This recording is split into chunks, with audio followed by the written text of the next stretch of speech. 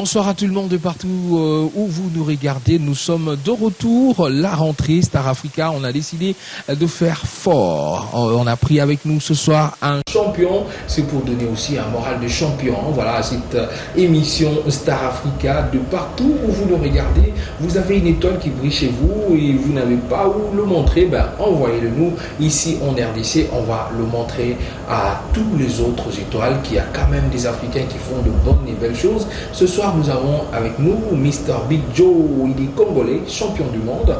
Et bien sûr, il pourra bien sûr se présenter encore de fort belle manière et vous dire aussi dans quelle catégorie. Moi, déjà d'entrée des jeux, je lui dis bonsoir Big Joe. Bonsoir Jérémy. Comment vous allez? Bien, ça va. En tout cas, je suis très content de l'accueil que vous m'avez réservé. Et puis, donc on s'est apprêté pour l'émission parce que bon, on a essayé de faire le maximum pour être présent. La boxe, c'est quoi? La boxe, c'est que beaucoup de gens voient la face de l'iceberg, c'est-à-dire quoi, les combats, la gloire, on gagne, on lève, l'argent derrière tout ça et tout. Mais derrière ça, il y a aussi une réalité qui est que il n'y a pas un réel suivi comme dans le football ou comme dans le basket ou comme dans d'autres sports qui sont mis à une échelle beaucoup plus haute. En exergue, oui. Voilà. Donc, à part ça, il y a le côté financier qui pose problème parce que quand on boxe et qu'on n'a pas de revenus, au départ, c'est où on se sacrifie et puis on mange du pain sec pendant je sais pas combien de temps, Oui. le temps d'espérer de pouvoir sortir la tête de l'eau. Oui. Et c'est ce qui m'est arrivé grâce à Dieu. Ou bien, on coule et puis on coule, ou on arrête tout simplement et on va faire autre chose, quelque chose de beaucoup plus raisonnable, quelque chose de beaucoup plus sûr, tout simplement. Ouais. Voilà. Et Big Joe a eu des moments comme ça aussi où il s'est dit est-ce que ça va aller, est-ce que ça vaut la peine de continuer, voilà. J'ai eu beaucoup de moments comme ça et je crois que j'en ai toujours un peu, pas du côté financier mais plus du côté maintenant, comment dire ça, sortir la tête de l'eau dans le sens au niveau accroché plutôt. Ok. Donc accroché au public, accroché aux partenaires plutôt, les partenaires avec qui on veut travailler. Ici même actuellement et même chez moi dans la diaspora, donc en Europe, en Belgique. Oui. Donc ce qui se passe c'est que j'ai vécu ça. J'ai rencontré pas mal de gens aussi qui m'ont aidé, comme notamment Dieudonné Lakama.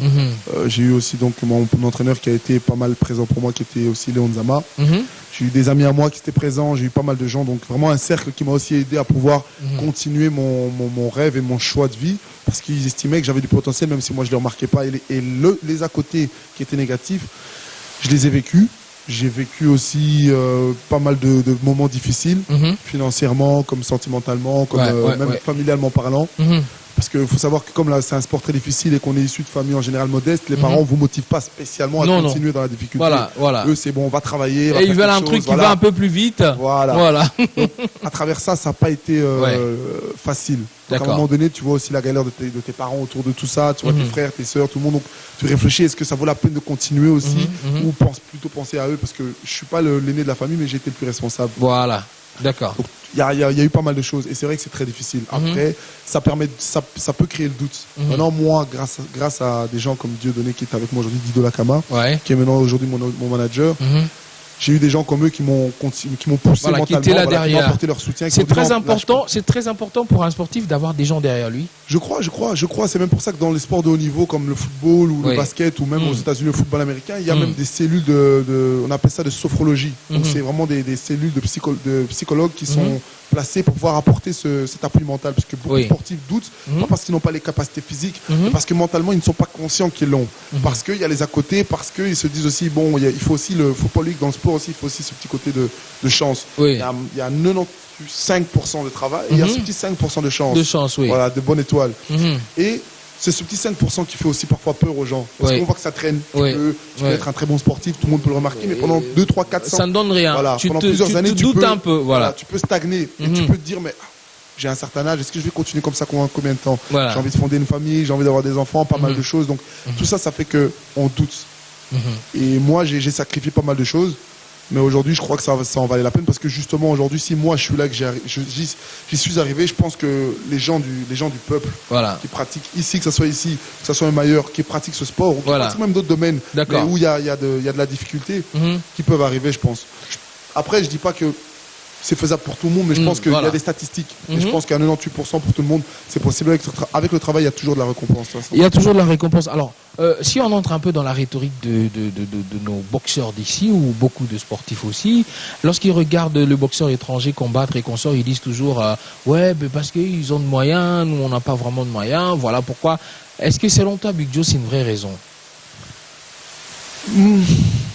Ça joue. Je dirais que ça joue. Mais je dirais pas spécialement de moyens. Je dirais pas spécialement que c'est un manque de moyens. Parce que moi, parce qu'ils ont vu ces gens-là en pleine période bling bling. Voilà, c'est ça. Il y a eu le coulisses. C'est ça, voilà. Parce que par exemple, je peux vous prendre tout bêtement des bêtes exemples. Il y a eu les Léon Spinks avant d'être des grands boxeurs. C'était des gens, c'était des sans-abri qu'on a recueillis, qui sont devenus des boxeurs. Lennox Lewis, qui a été un très grand boxeur à une époque. Lennox Lewis, c'était juste un videur. C'était un portier qui gagnait moins de 70 livres par mois, par soir plutôt. En travaillant 2 soirs par semaine. Donc il y a plein de boxeurs qui ont vécu ça. Mais on ne raconte pas ça parce qu'en général, on n'aime pas montrer cette facette-là parce qu'on a donné l'image du sportif ou du leader d'opinion, de la célébrité, il est né dans le bling bling et voilà, il y est. Voilà, ok. Donc pourquoi? Parce que les gens fantasment sur les célébrités. Si à partir du moment où je te raconte mes problèmes, tu vas dire mais en vérité, il est comme moi. Voilà. Et c'est pas intéressant. C'est pourquoi cette émission doit servir d'exemple à tous ceux qui viennent derrière que bon voilà, la vie, il faut se battre, il faut t'accrocher. C'est pas un cadeau qu'on t'offre, qu'on vient, on te donne, voilà, c'est un cadeau pour toi, tu deviens meilleur. Non, il y a un parcours, quoi. Alors, le tout premier combat chez les pros de Big Joe, définis-nous un peu cet état d'esprit et comment tu as appréhendé ces combats. Et c'était avec qui d'ailleurs, le tout premier? Voilà, moi donc mon tout premier combat qui s'est passé, comme je l'ai dit, j'ai été repéré par Khalid Railou, qui a été un champion du monde à l'époque. C'était un franco-marocain qui a été champion du monde à l'époque et donc qui m'a repéré. J'étais pas censé normalement aller boxer pour lui. J'ai eu, on va appeler ça un sabotage par la fédération belge. Ils voulaient pas me voir passer pro parce que pour eux j'étais un problème. Voilà. Et un problème, une personne qui pose un problème dans une structure qui a été mise en place, il faut l'éliminer. Voilà, parce qu'ils estiment que c'est comme ça. Donc bon, moi je suis quelqu'un qui tient en général tête, je suis quelqu'un de têtu. Donc une fois qu'on m'a repéré là-bas, je suis parti au Maroc.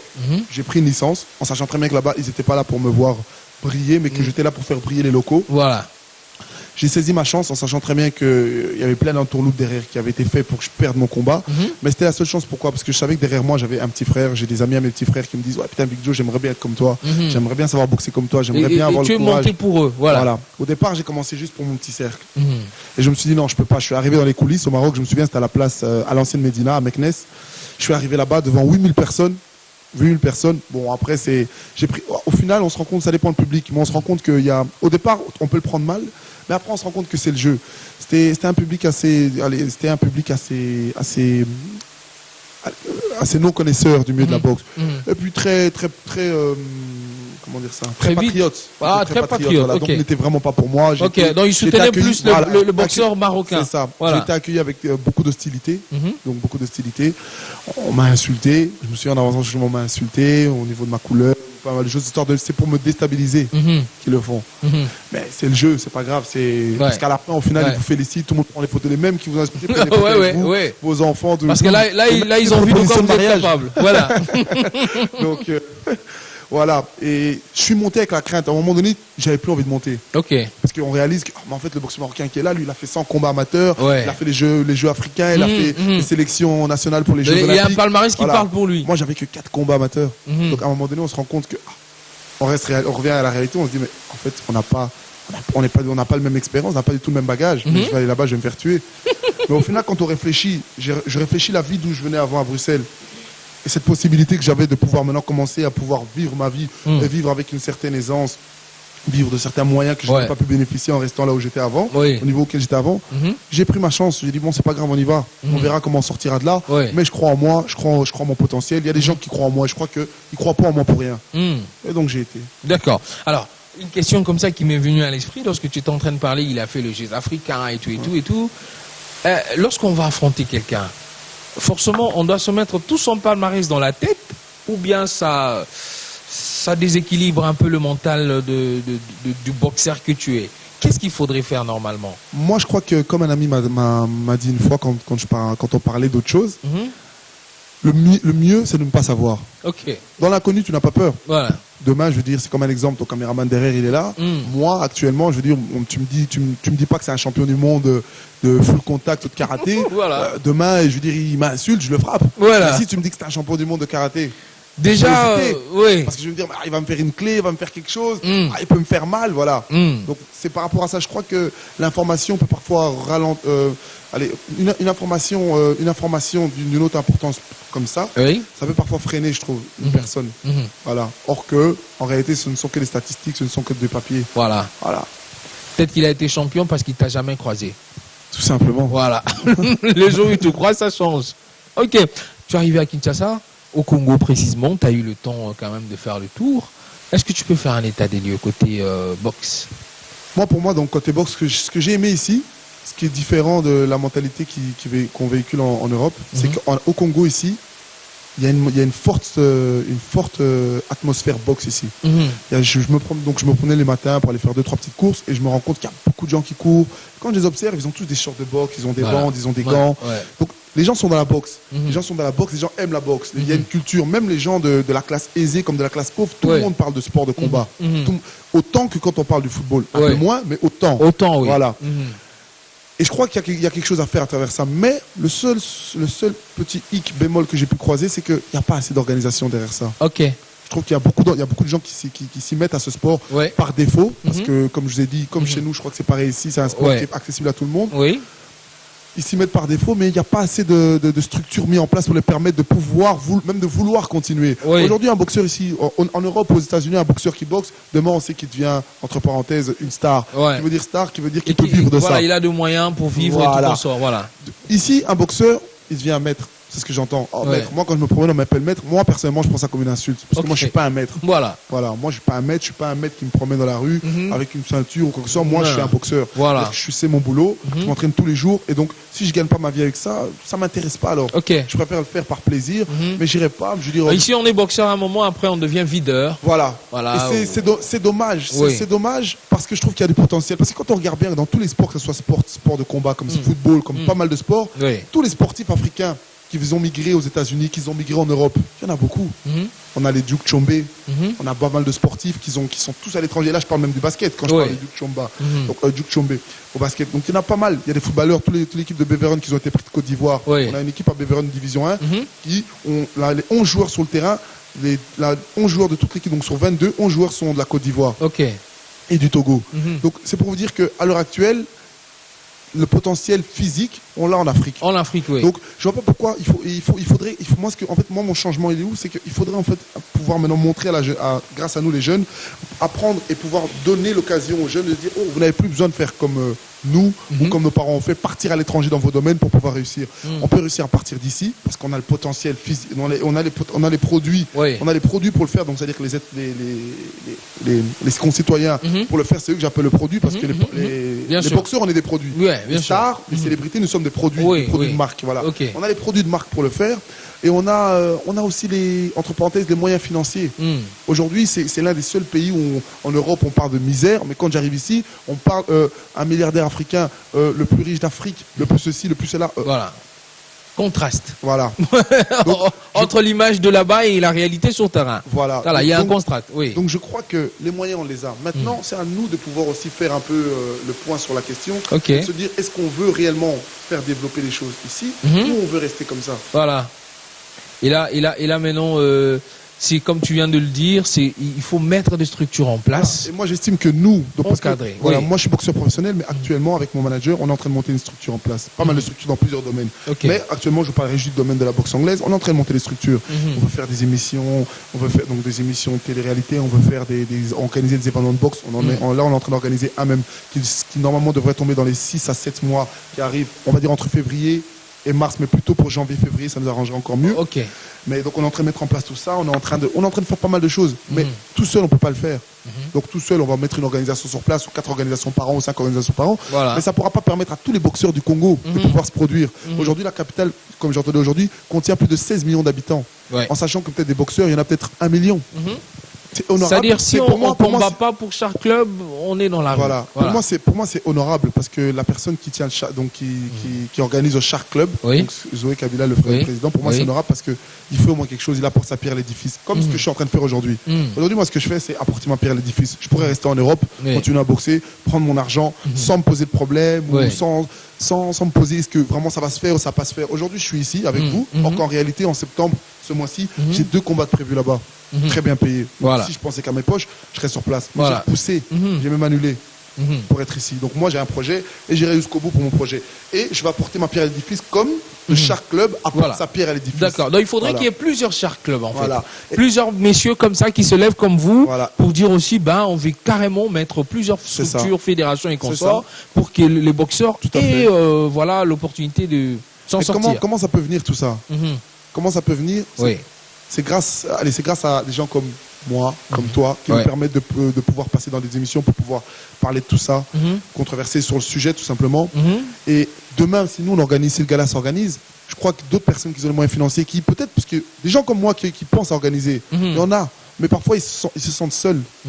Dans le sens où ils ne savent pas qu'il y a d'autres personnes tout près d'eux ou peut-être loin qui pensent aussi comme eux. Mais si demain on se rencontre et qu'on dit mais t'avais le projet, on se connaît pas mais t'avais le projet, on s'allie, on organise ensemble. Donc moi j'organise, toi t'organises tel mois, toi t'organises aussi tel mois. Mais tous les mois ça fait des organisations, ça fait comme ça devient comme les matchs de foot et automatiquement il y a une ligue qui se met en place.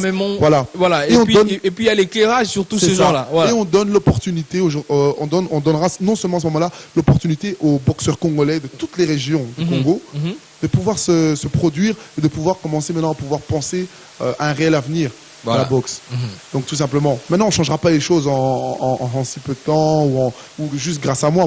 Mais il faudrait juste commencer quelque part, comme on dit. Il faut commencer quelque part.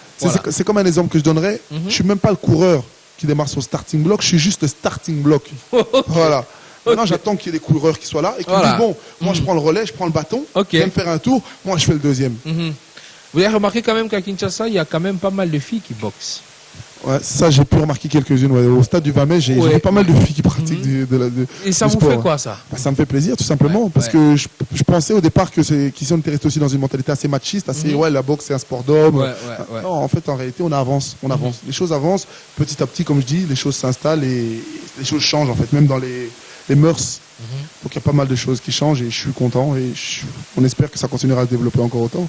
Ça continuera à se développer, porter une ceinture, être champion, c'est bien. Mais c'est une responsabilité aussi. Ouais, c'est une grosse responsabilité. Comment on se sent lorsqu'on a une ceinture qu'il faut défendre après 6 mois? La réalité, c'est une ceinture, quand on la porte, on est content quand on l'a gagnée. Mais en réalité, c'est un fardeau qu'on porte. Pourquoi? Parce que tous les boxeurs du monde qui sont là, qui veulent grimper, ils vous ont comme objectif. Moi, il faut que je passe à telle fédération beaucoup plus haute, mais il faut d'abord que je sois champion de cette fédération.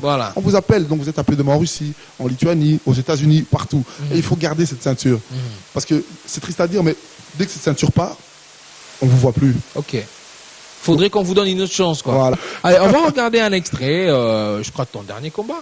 Okay. Là où tu as eu ta ceinture. C'est ça. Voilà, et puis on va revenir tout de suite. Voilà.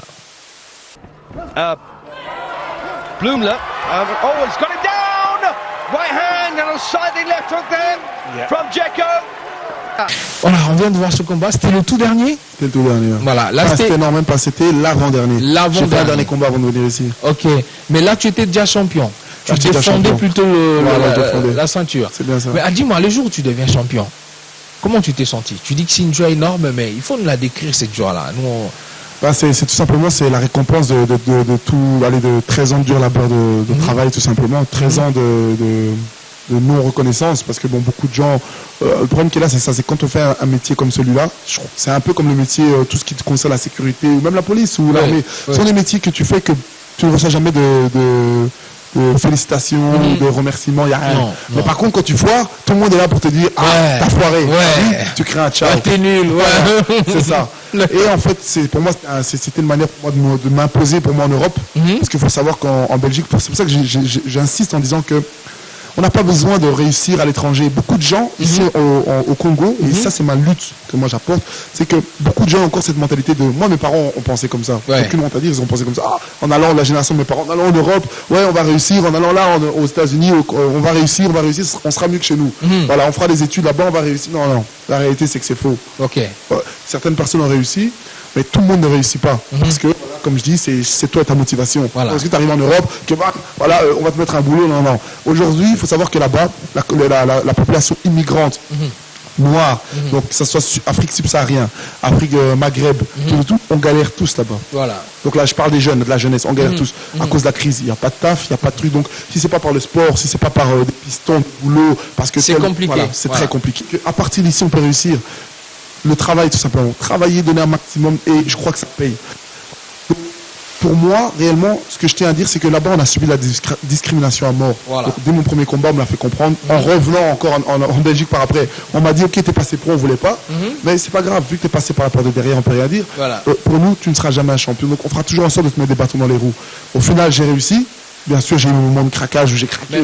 Mais est-ce que tous ces petits blocages-là et tout, est-ce que ça te donne pas la rage de vouloir continuer? Ça donne la rage de continuer. C'est intéressant aussi d'avoir des gens qui s'opposent à vous. C'est intéressant, mais peut-être pas comme nous on l'a vécu là-bas, parce que c'est trop. C'est-à-dire que vous n'avez personne qui veut travailler avec vous parce qu'ils disent, bon voilà, ah non, après, toute la fédération est contre toi, et nous, si on travaille avec toi, même les sponsors, tout le monde, si on travaille avec toi, eux, ils ont dit qu'ils allaient nous bloquer aussi. Donc tu comprends, Big Joe, même des gens qui ne sont pas partisans de cette discrimination, qui ne sont pas racistes tout court. Voilà. Je dis, non, si on travaille avec toi, Big Joe, voilà, tu comprends, là, c'est les affaires. Voilà, il y a plein de trucs comme ça. Et donc, pourquoi? Parce que là-bas, ils ont une méthode de travail qui fait que j'ai été champion du monde, mais j'ai jamais été champion national. Comme beaucoup de Congolais. Champion national en Belgique. Voilà. Or que logiquement, le passage, c'est d'abord être champion régional, champion national, champion européen, du continent, et puis après, on passe au championnat du monde. Moi, je suis pas si directement au monde. Pourquoi? Parce qu'il faut savoir que la Belgique et la France, c'est eux qui sont présidents de la fédération européenne. Donc, quand ils m'ont bloqué en Belgique, ils m'ont automatiquement bloqué en fédération européenne. Et donc, dans tout ce qui s'ensuit. Voilà. Et toi, tu as contourné. Voilà, j'ai contourné, je suis passé par les États-Unis. Car c'était un autre continent, c'était une nature mondiale. Ils sont beaucoup plus ouverts. Voilà, eux, eux, ce que j'aime avec eux, c'est qu'ils sont partisans du potentiel. Tu as du potentiel, ils ne regardent pas ton. Tu peux venir de l'Inde, tu peux venir de la Chine, d'où tu veux. Eux, tant que tu as du potentiel et que tu leur rapportes, parce que les Américains, c'est money. Voilà, c'est que ça. Tu peux être un Manny Pacquiao, tu sors de là, ils s'en foutent. Tu leur apportes de l'argent, t'es intéressant. Tu leur apportes rien, tu peux avoir tout le potentiel que tu veux. Voilà. Ils te mettent de côté. Ok. Mais c'est comme ça. Mais j'ai préféré travailler avec eux parce que faut rester réaliste. On est dans un domaine, c'est un milieu artistique, j'appelle ça le milieu du showbiz, voilà plutôt. On est dans un domaine comme les musiciens, comme tout, un milieu où il y a de l'argent qui coule. Donc ça veut dire que même si tu viens pour une cause, il faut savoir que lui derrière il n'est pas là pour ta cause, lui il est là pour faire son argent. Donc si lui peut faire son argent et que moi derrière je peux amener ma cause jusqu'au bout, ben je le ferai. C'est pas grave. D'accord. Alors on a assez parlé. Je t'ai fait beaucoup parler. Pas de souci. Ben on va aller de l'autre côté. Je vais te servir même un petit verre d'eau. Aucun problème. Du côté bar. Comme ça, on va parler beaucoup plus calmement, entrer aussi un peu dans l'intimité de Big Joe. Comme ça, on saura quelles sont les craintes de Big Joe pour le futur, pour l'avenir. Ben, bon, voilà. À tout de suite, juste après ceci, ben, on se retrouve de l'autre côté. Un petit verre pour Big Joe. Voilà. Côté bar, je vais te servir un peu d'eau quand même, parce que je vous ai fait suffisamment parler. Et là, on va discuter encore un peu plus calmement. Voilà, on va entrer dans l'intimité. Voilà, ça c'est pour vous.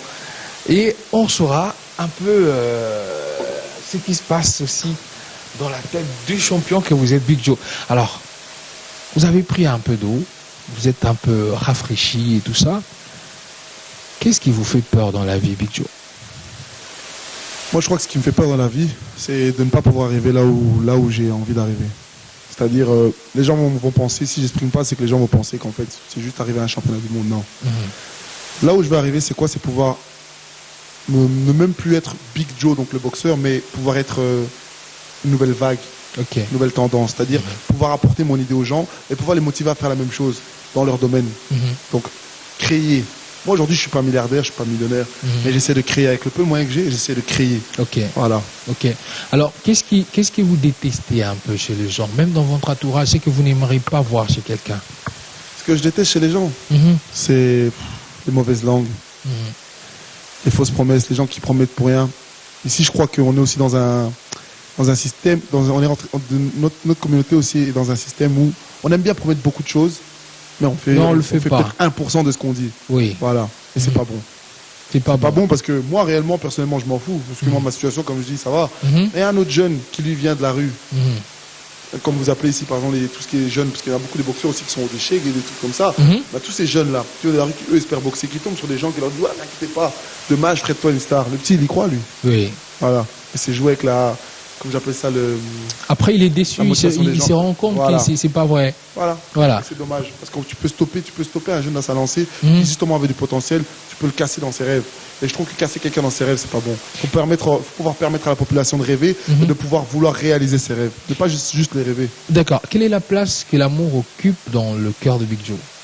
Moi, la place que vous êtes, l'amour, voilà, l'amour d'une femme, hein, là on parle vraiment, pas de cet amour de frère-sœur, non, voilà. L'amour d'une femme, non. Mais je crois que tous les jours je me pose la question, parce que je suis quelqu'un quand même qui essaie beaucoup de me cultiver, parce que j'ai, comme je vous dis, mon manager Dido Lakama qui lui aussi tient une grosse SBL, je tiens à le préciser, qui revendique les droits de l'homme africain à l'étranger. C'est très difficile à faire déjà, donc moi déjà je passe une spéciale big up à lui pour ça, et moi je le pousse à ma manière aussi à le faire pour ça. Et lui, tous les jours, il se cultive. Et il m'apprend des choses et il me force à me cultiver moi aussi. C'est lui-même qui m'a poussé à apprendre à aimer lire, à aimer à connaître mon histoire, à connaître l'histoire de mes confrères étant partout. Et je crois qu'il y a une question qui me pose, c'est est-ce que pour être un leader ou un guerrier, comme on dit, parce que pour pouvoir monter sur une, il faut être un guerrier. Est-ce que pour être un guerrier, est-ce qu'il faut pouvoir aimer ou ne pas aimer justement pour être focus et avoir cette rage? Et c'est quoi la réponse que tu as eue? Tous les jours, je me pose la question et je crois qu'aujourd'hui, je réalise que non, en vérité, je me rallie à sa version qui est plutôt que... Je crois qu'en fait, l'amour fait justement donne des ailes, comme on dit. D'accord. Enfin, c'est une phrase qui dit que l'amour donne des ailes, mais je crois que plutôt aimer te rend beaucoup plus fort parce que tu n'as plus de limites. Ok. Voilà, pour pouvoir réaliser donc tes rêves et pouvoir être... donc quelque part, tu as peur de décevoir cette personne qui t'aime. C'est plutôt ça, voilà le mot exact. Du coup, tu te surpasses. Ouais. Voilà. Ça m'a beaucoup aidé aussi dans certains de mes combats réellement, je vais pas mentir, parce que des craintes on en a toujours. Je suis arrivé dans les combats, comme quand je suis parti en Lituanie, j'ai eu des combats dans des tournois où j'arrive, il n'y a pas de limite de poids. Tu te rends compte dans les vestiaires que, en fait, c'est pas la Belgique où on surveille tout. T'arrives, tu vois, le mec il est là, il prend ses bandes, donc des bandes d'entraînement culinaire et du coach, or que ça se passe pas comme ça. D'accord. Tout est bien fait, plâtré, tout, il arrive, il ne plus. Tu te dis, mais dans l'autre vestiaire, là, mon adversaire, lui aussi, il fait la même chose. Voilà. Tu vois, un autre qui prend des produits, donc, la crainte, elle est là. Mais tu te dis, quoi, je vais baisser mon froc, faire demi-tour, oublier tous ces jeunes qui sont derrière moi, qui rêvent d'être comme moi demain et qui se disent, là où moi je vais chuter, eux penseront aussi que mais en fait c'est Big Joe qui est 10 fois plus fort que nous à chuter. Nous on ira où? On se limitera comme lui ou si même pas plus bas. Donc là où je me limiterai, eux penseront se limiter ou un peu plus bas ou un peu plus haut. Un peu plus haut. Voilà. D'accord. Donc mon but c'est d'aller plus loin. Et je crois que ça m'a aidé parce que j'ai pensé plusieurs fois à une personne avec qui j'étais à l'époque, à me dire non, même juste devant pour elle. Je peux pas. Je regarde à la télévision, sa famille, elle, tout le monde, je peux pas. Voilà. Sinon, je fous la honte. Quoi. Ouais, je me fous la honte. D'accord, sinon tu fous la honte. Ouais. Alors, on est africain, on est congolais en particulier. Quelle est la place de la femme dans l'esprit ou dans la pensée de Big Joe? Pour moi, la femme, elle a une place importante. Oui. Parce que de toute façon, nos coutumes ancestrales ont toujours été à la base guidées, enfin l'éducation fondamentale à la base a toujours été, le monde a toujours été enseigné par la femme, transmis par la femme. L'homme c'est quelqu'un qui a toujours été connu pour aller chercher donc le travail, l'argent et travailler, tout, par sa force physique. Et la femme ça a toujours été celle qui transmet donc l'éducation. Et moi à travers ça, ce que je dis aujourd'hui, j'ai été transmis, ça m'a été transmis plutôt par mes parents, donc par ma mère, je vais dire ma femme, ma mère plutôt, voilà. À l'heure actuelle, moi je vais pas mentir, même dans la boxe, je suis fanatique de certaines femmes qui font des prestations, des prouesses énormes en boxe anglaise. Et je les suis, et il y a même certaines tactiques que parfois je prends d'elles, que je m'apprenne d'elles plutôt. Voilà, d'accord. Donc comme on dit, c'est une aide semblable. Voilà, elle nous aide, elle est semblable, elle est là pour nous. Et c'est très très bien. Là, on était un peu dans l'intimité du champion. Hein. On a posé pas mal de questions, mais on le retrouve tout de suite pour Et si. À tout à l'heure. Et si. Là, c'est une nouvelle crainte. Voilà, c'est parti pour Et si avec notre champion, Big Joe. Tu es arrivé à Keene, mais depuis la Belgique aussi, un peu partout. Tu dégustes pas mal de mets. Voilà, et nous, on te pose juste une question. Si tu étais un plat, une recette. Je crois que je serais du poulet à la moine. Du poulet à la moine. C'est mon plat préféré. Accompagné de quoi? C'est avec... Accompagné de foufou, bien de chikwang, surtout la chikwang, j'adore la chikwang. Surtout la chikwang. Voilà. Alors, tout à l'heure, tu voulais signifier aussi dans nos coutumes, nos origines et tout, le Royaume Congo, la place de la femme. Ouais, la place de la femme à l'époque du Royaume Congo était très très importante. Voilà. Parce que ce qu'on oublie, c'est que c'est vrai, c'est que dans les civilisations, aujourd'hui en Occident, on essaie de nous apprendre que c'est l'Occident qui nous a ramené la civilisation, l'éducation à travers la femme. Or que la civilisation, on l'a eu avant eux. On peut remonter à l'époque égyptienne, on peut remonter même à l'époque de l'Empire Congo. On était les premiers. La place de la femme était très très importante. D'accord. Donc on pouvait rien faire sans la femme. Alors, pour parler maintenant aussi de cette femme, là on va aller un peu partout dans le monde, mais comme nous on est dans notre concept à nous, Star Africa, j'aime bien prendre la phrase de la grande dame que j'avais reçue ici, Alexia Waku, peut-être que vous connaissez aussi. Non, mais c'est une grande diva, voilà. Je te fais confiance, j'aimerais même bien la rencontrer. C'est une grande diva. Elle a vécu en Belgique aussi. Elle a sorti le concept Black Magic Woman, où on ne parle que de femmes noires, magiques par leur éclat, par leur intelligence, par leur talent. Alors, dans cette catégorie de grandes dames noires dans le monde, si Big Joe n'était pas un homme, quelle dame serait Big Joe? Bobby Seale.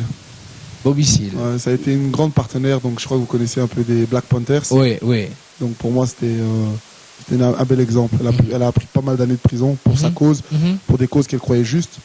Même si après, derrière, on sait qu'il y a eu certaines... voilà, c'est passé plus... D'accord. Du côté financier, mais pour moi, Bobby Seale était un très grand exemple. Pour moi, Bobby Seale, Condoleezza Rice, il y a eu pas mal de personnes. Comme aussi Rosa Parks. Ouais. Voilà. Pareil, mais sinon c'est Bobby. Allez, si vous étiez une chanson. Si j'étais une chanson, je serais Compa et Segundo. C'était un très grand révolutionnaire qui était un bon ami à Che Guevara. Ok. Donc c'était un grand partisan de la rumba.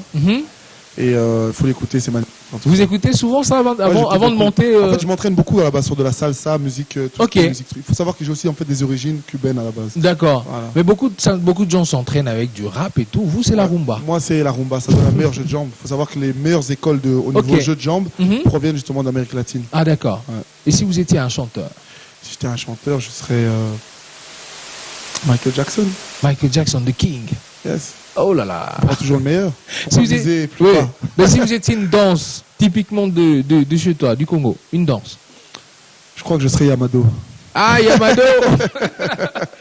Merci beaucoup. C'était ici avec le Big Joe. On se retrouve juste après pour son agenda. Voilà, à tout à l'heure. Voilà, on est pratiquement à la fin, Big Joe. Voilà pourquoi on a parlé de l'agenda. Donc, quels sont les projets On a parlé tout au long de l'émission pendant l'entretien. Mais là, si on peut carrément noter l'agenda de Big Joe, son séjour à Kinshasa et lorsqu'il rentre en Europe ou en Amérique, qu'est-ce qui va se passer dans le jour à venir? Votre agenda à vous. Déjà mon agenda, donc faut savoir que ici l'organisation que je suis en train de mettre au point, c'est pour me faire pour pouvoir moi-même pouvoir faire un gros championnat du monde lors de l'organisation. Donc on ramènerait Eurosport, on ramènerait donc mon challenger officiel pour le titre qui serait un titre IBO, c'est l'une des plus grosses fédérations américaines. Okay. Donc ce serait aussi un boxeur américain en fait qui vit aux États-Unis, sûrement un Afro-américain. Et donc il y a pas mal de choses qu'on est en train de mettre en place. Avant ça, donc j'ai un combat qui est prévu normalement en Belgique, donc avec un grand boxeur aussi, donc qui est pour l'instant le numéro 1 que j'ai déjà battu mais qui me demande une revanche. Okay. Donc il s'appelle Ismaël Abdoul. Donc vous pouvez taper son nom sur internet, tout le monde verra. J'ai un autre combat avec un champion de Belgique aussi, donc j'ai aussi un combat avec un Français, j'ai un combat avec un Allemand qui s'appelle Steve Bika pour l'instant actuellement. Donc j'ai pas mal de propositions. Donc, et là, on vient de me proposer peut-être encore, je dis bien l'Angola, parce que certaines personnes ont entendu mes projets que j'avais ici. Et paraîtrait-il que l'Angola, comme ils sont en train de fêter une fête nationale très bientôt là ici, donc me voudrait lors d'un plateau de grosses organisations de boxe. Voilà. Allez, vous avez parlé tout à l'heure de Dido Lakama avec tout ce qu'il fait pour nous les Africains de l'autre côté. Mais si tu as quelques infos aussi concernant son organisation, tu peux nous en parler aussi. Donc en fait son organisation, moi-même j'en fais partie. Ouais. Donc en fait Dido Lakama est président, c'est mon manager, mais il est président aussi de l'ASBL Change. C'est une ASBL qui prône de redorer le blason africain. Voilà. Donc on fait le maximum. C'est un peu comme nous, Star Africa. Voilà. C'est un peu la même chose, sauf que lui c'est au niveau télé, lui c'est au niveau sur le terrain, tout ce qui est activité, voilà. Donc il se bouge beaucoup, il fait pas mal d'activités avec zéro subside de l'État. Parce que eux, c'est vraiment pas le but qu'on puisse prendre conscience qu'on est à la même, enfin qu'on est pareil, tout simplement, qu'on n'est pas inférieur. Parce que inconsciemment, on a été élevé, par les générations présentes que il faut un peu se minimiser face au blanc. Or qu'en réalité, non, le blanc a autant besoin de toi comme toi tu as besoin de lui. Voilà. Donc je crois que Après, vivre en communauté, c'est ça, c'est savoir où est sa place, savoir qui on est pour pouvoir mieux avancer. Et l'ASBL Change fait très bien ce boulot-là. C'est une ASBL qui lutte. Vous pouvez taper sur Internet Change ASBL. Belgium sur Facebook. Vous allez voir donc tout ce qui est leur suivi, vous allez voir tout ce qui est toute leur activité antérieure. Vous allez voir qu'ils se bougent beaucoup, ils se permettent. Allez. Merci beaucoup. C'était l'agenda bien sûr de Big Joe. On est arrivé pratiquement aussi. On compte sur vous. À la fin de cette émission, le projet des Dido ainsi que son organisation, c'est intéressant. Je pense que ça serait pas mauvais un jour aussi. On a aussi sur le plateau de Star Africa.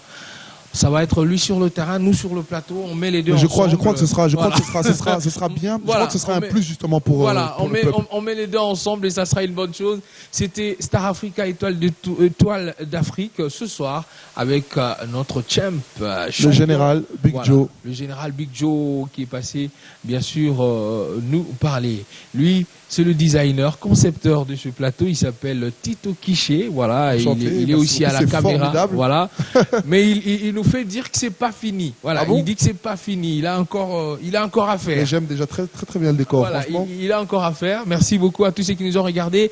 Christelle Banza nous regarde depuis l'Afrique du Sud. Elle insiste chaque fois qu'on puisse se faire même un petit coucou. Et puis on a Astrid depuis la Norvège. Voilà, elle aussi, elle est super fan de Star Africa. Donc on te fait un coucou. Big Joe te fait un coucou. Astrid depuis la Norvège. Voilà, merci beaucoup. Voilà. C'était Star